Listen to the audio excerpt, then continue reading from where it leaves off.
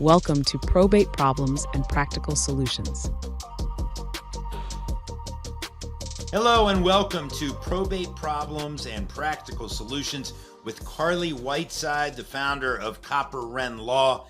Carly started Copper Ren in 2023 as the first woman to solely own an ABS law firm in the U.S., bringing a client-first mindset to complex probate, guardianship, and trust administration cases across Arizona. I'm John Lieberman, and today we're going to learn how Carly got started and what makes Copper Ren different. This is episode 1, Why I Started an ABS Law Firm, a New Model for Arizona Probate. Carly, it's good to see you. How are you today? I'm good. How are you?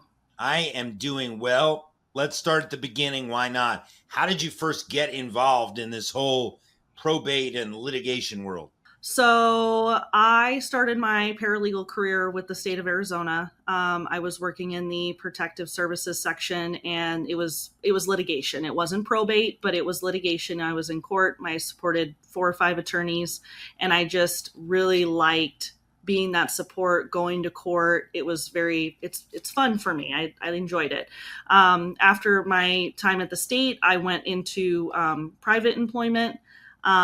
Bounced around to a couple of firms, did a couple different things, civil litigation funding, and I ended up at a probate firm with the opportunity to start the litigation department. They were getting more litigation cases. Their current staff didn't really have experience with litigation, and so they brought me in to kind of build that out along with another attorney.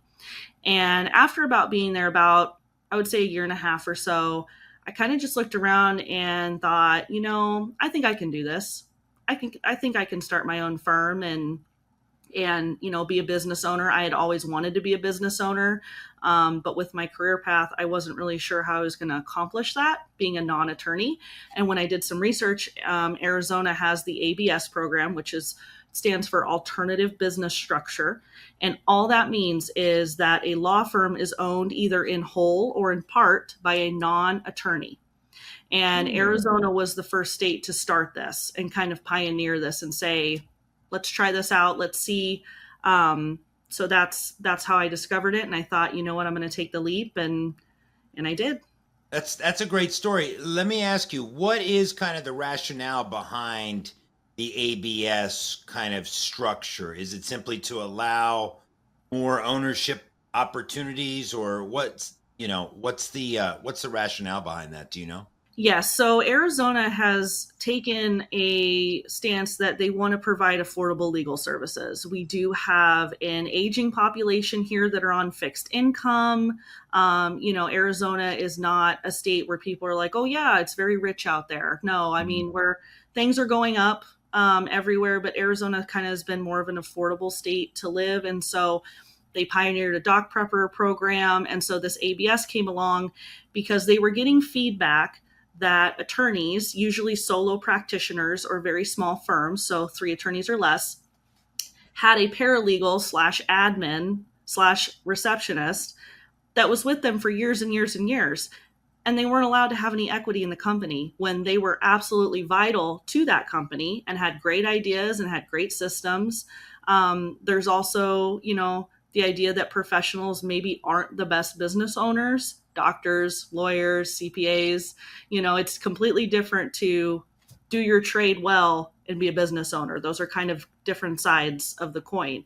And so the ABS program wanted to open it up to business owners that could streamline these law firm practices and processes and basically have a better client experience, less overhead, kind of all of that business stuff. And so they said, let's give these people a chance that maybe could really contribute well to the legal community because they have a totally different outlook on it. Starting your own law firm is no small feat. What went through your mind when you first launched it, and kind of tell us about some lessons learned in the beginning stages? Lots of lessons. And I'm sure anybody watching this that is a business owner or had a side hustle where they were self-employed knows this. you can do all the planning in the world and have all the great ideas in the world, and then you open the doors and things change, and it's like, oh, that's a great theory, but that is not something in practice that is working out. So we definitely had to work out some of the kinks, mostly in regards to very, intake things like, does it make sense to send a reminder email for appointments? Is it better to send it a day before or a week before? Should we follow up with a call? So there's been things like that I've kind of had to address and work through as we've gone along. The idea of when this first started, it was just me and an attorney. And so I was answering the phones. I was the business owner. I was the paralegal. And as we moved along, I'm like, I can't answer the phones anymore. There's just not enough of me to go around. So making the decision to bring somebody in, the right person, building a training program for that. What does it look like? Because it's all well and good for you to just do it, but when you have to pass it off to somebody, you've got to give them some instruction. So there was definitely kind of a learning curve with bringing on staff, systems, different vendors. Does it make sense to have a courier? Do I take it to court? So things like that. It's definitely been a lot of blood, sweat, and tears. We're in year 3, so things are easing up just a little bit. But in the beginning, I was working all night, all weekend to make it go. Wow. I mean, said like a true small business owner. And let me just ask you one, I'm going to pull at one thread of what you said is, do those reminder emails or calls actually work? Do you see a higher rate of people attend meetings or come in person or virtual, whatever, if you send the reminder? Yes, that has helped a lot with people. And we also include in there, hey, if you're having this type of consult, if you're having a trust administration consult, probate consult, here's a list of documents that you either need to email to us or bring with you, depending on what kind of appointment you have. And so that's been really helpful to also improve attendance, but also improve the value that the potential clients are getting with the consultation with the attorney, because that consultation is for you to get your legal advice from the attorney, not to tell us the backstory and all of the kind of outer lying issues. And so we want to make sure that any time you do spend with us is valuable and you feel like you got value out of it. And you talked a tiny bit about the division of labor between, say, a paralegal, an attorney, an admin. So how do you collaborate with your attorneys to make sure that client care and legal work stay front and center focus? So as an ABS law firm, I am required to have something called a compliance counsel. And whether that attorney works in the firm or is kind of counsel and supervising, I have to have that per my licensure. Right now, it is going to be my managing attorney, Elizabeth Cole, who is the compliance. But once a week, we sit down and we touch every case that we have in the firm. We devote time and we go through everything. We make sure deadlines are being hit. We make sure work is divided appropriately. We make sure that, whatever needs to happen in the next week or so gets done. The other part of my licensure is, as the owner, as a non-attorney, I do not get a say when it comes to client retention. So say there's a client that we're having an issue with. Elizabeth is the sole decision maker on disengagement, re-engagement, that kind of stuff. She's also the sole decision maker on the legal process. So how we get where we need to go for the client. I do not get a say in that. And that is a really big thing that is very important for potential clients to know, is it is all in the attorney's hands, just like it would be in a traditional law firm. So we don't have an owner that's maybe, not familiar in this ABS program saying, well, this case isn't making money, so we need to drop them. It's so much more than that. And we really want to make sure there's protections in place. And so that's why the ABS has put this in place. And I very much respect it. And I just defer to Elizabeth and say, okay, here's the plan, and communicate that with the client, and we move forward. And we're looking forward to meeting Elizabeth in the next episode, which we will certainly do, and the audience will get to meet her as well. Let me ask you, Carly, what kind of cases does Copper Ren focus on?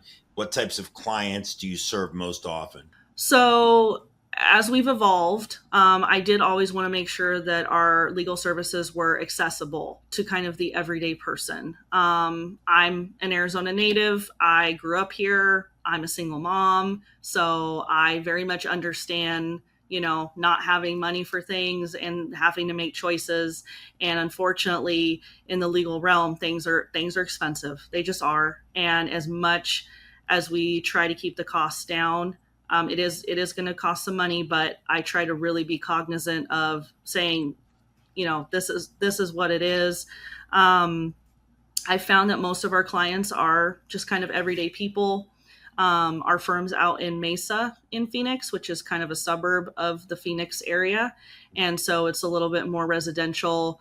Um, you know, Mom, dad, couple kids. It's very kind of normal family out here. So those are the people that we like to serve, is the people that they feel like, I don't know what to do. I've never hired an attorney before. I don't understand this process. This is all very confusing. Um, and I've just kind of found that those are the people that mostly come through our door and who we want to help. And then the cases that we take are, right now, it's mostly after death. So my firm does not do any estate planning, which is unusual for a probate firm. We will not do trust drafting, will drafting, none of that. Everything is, the trust is already drafted and now we need to administer it, or we need to open a probate for somebody that's passed away.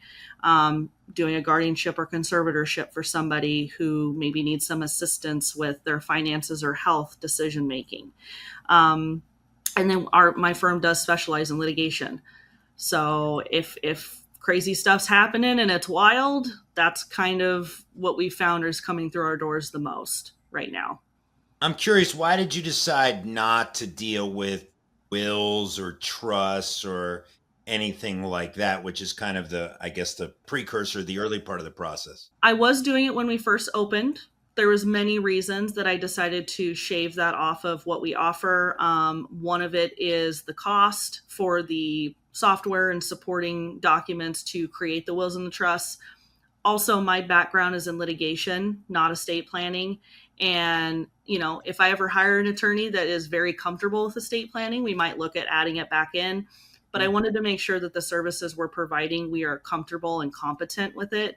And as much as we were doing, I just felt like my skill set was more geared towards what we're doing now. And so I made the decision to kind of remove that. But I do have a law firm that I've partnered with here that's all that they do. So if somebody does come to us and they need a referral, I'm happy to send them over there. And so we can still get them where they need to go. It just wouldn't be us doing the work. So for someone who's watching or listening who have never heard of ABS firms, what's kind of one thing you want them to understand about your model, your values, how it all works? So I think the main thing that I want people to know about an ABS is, even though it is owned in part or in full by a non-attorney, that does not change the value of your legal services. That does not change that you will have an attorney.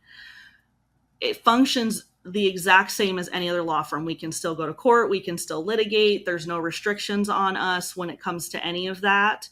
It's just, you have a non-attorney behind the helm. And I think that it's more helpful because my background prior to being a paralegal was customer service for over 10 years.